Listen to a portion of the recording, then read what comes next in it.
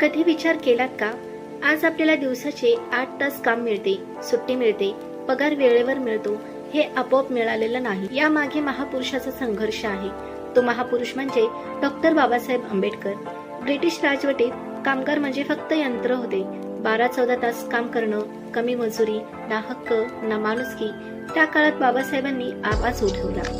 कामगार हा माणूस आहे, गुलाम नाही. 1942 साली कामगार मंत्री म्हणून त्यांनी इतिहास घडवला. 8 तास कामाचा कायदा लागू केला. हा कायदा म्हणजे कामगारांच्या आयुष्यातला नवा सूर्योदय होता.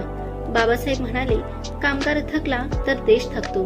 त्यामुळे किमान वेतन, साप्ताहिक सुट्टी, ओव्हरटाईमचा हक्क, महिला कामगारांसाठी प्रसूती रजा, अपघात झाल्यास भरपाई हे सर्व कायदेशीर हक्क त्यांनी मिळवून दिले.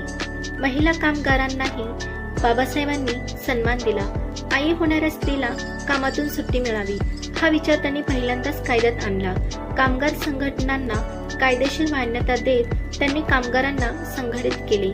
आज आपण कारखान्यात, कंपनीत, ऑफिसमध्ये डोकं वर करून काम करू शकतो, कारण मागे उभा आहे एक संविधानकार.